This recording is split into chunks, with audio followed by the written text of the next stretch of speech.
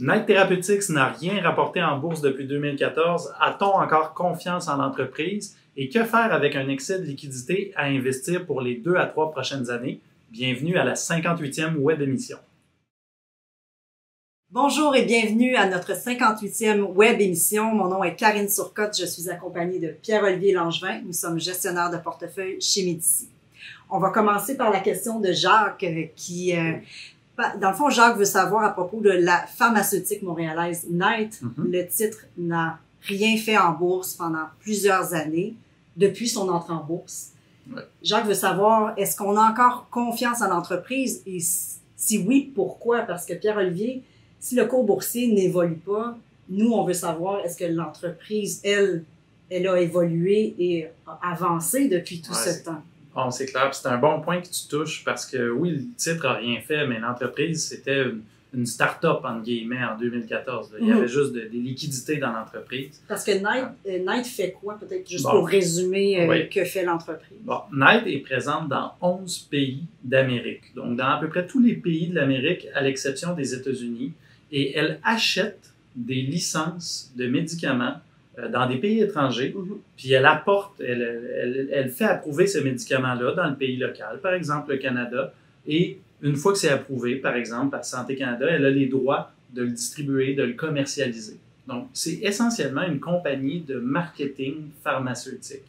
À l'opposé, tu sais, quand on parle de pharmaceutique, on pense par exemple à des entreprises qui font de la recherche et développement, qui ont des laboratoires. C'est vraiment pas ça, là.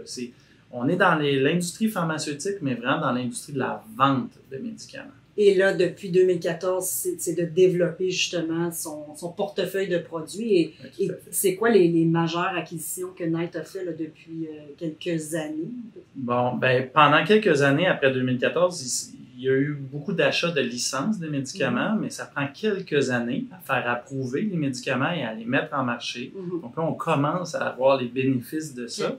Mais au cours des dernières années, il y a BioToscana, une grande entreprise en Amérique latine qui a été achetée, un gros déploiement de capital, et ça a été acheté juste avant la pandémie. Donc, pas de chance, il fallait aussi être patient et leur laisser le temps d'intégrer l'entreprise là, pendant la pandémie, c'était pas chose facile.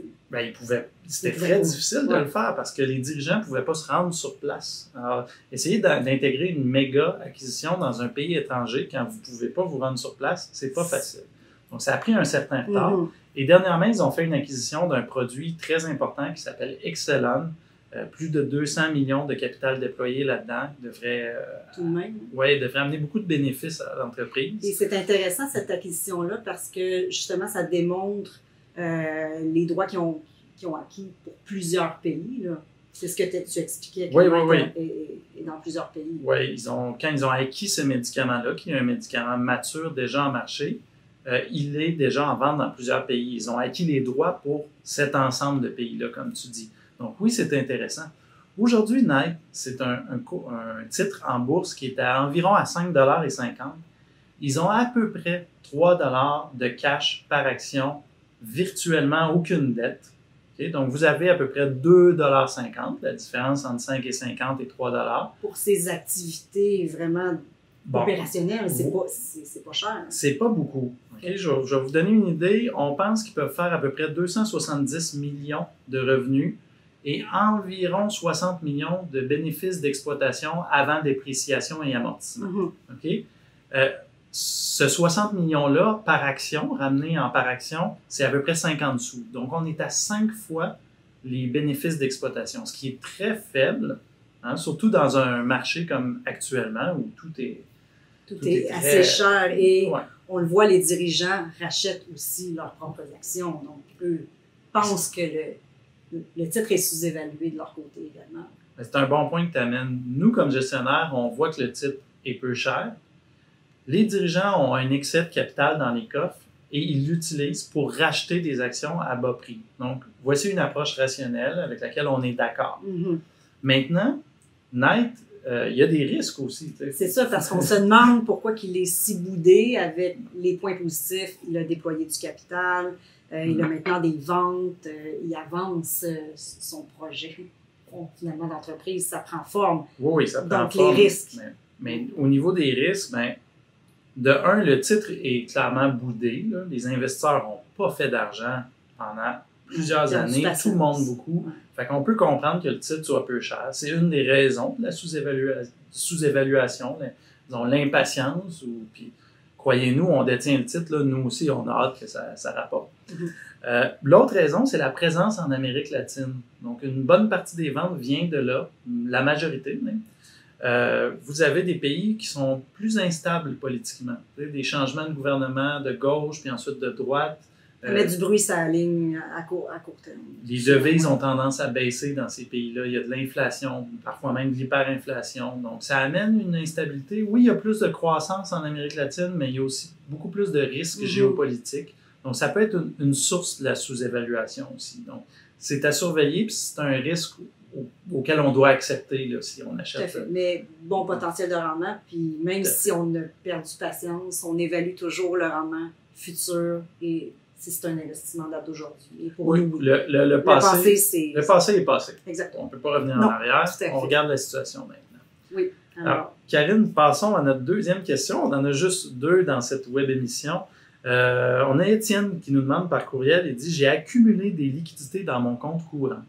Et il aimerait investir cet argent-là en vue d'un projet, mais il estime qu'il en aura besoin dans 2 à 3 ans. Et là, il demande quoi faire. Mais si tu me permets, Karine, puis je ne sais pas si c'est le cas d'Étienne particulièrement, mais souvent, les gens qui nous posent cette question-là ont vraiment une perspective action. Ils veulent faire un investissement dans des actions et pas des obligations ou d'autres types. Je suis totalement d'accord avec toi. Sinon, ils ne nous posent souvent pas la question. Ils sont à l'aise de garder des liquidités et de ne pas faire de rendement. Le danger, c'est qu'on oublie souvent, c'est ça qu'on peut être amené à retirer dans un mauvais moment et de vendre dans un mauvais moment. Et là, la bourse a bien performé, les rendements des portefeuilles sont bons. Et si on met Étienne en situation en mars 2020, pendant qu'on est en pleine crise, et c'est là que son projet devait se concrétiser. Il ne connaissait pas la suite de l'histoire. Aujourd'hui, on la connaît que ça s'est repris, la bourse a repris rapidement. Donc, il faut vraiment se remettre dans cette position-là puis dire, est-ce que j'aurais été porté à vendre parce que là, on ne sait pas ce qui va arriver, ça peut continuer de baisser. Et on veut éviter ça à tout prix parce qu'on va matérialiser la perte. Et là, à ce moment-là, est-ce qu'il y a d'autres projets? Est-ce qu'il y a des alternatives, par exemple? C'est la question à poser. Est-ce qu'il y a des alternatives? C'est un bon point. Est-ce que je serais capable de trouver une autre source de liquidité à ce moment-là, si ce n'est pas un bon moment?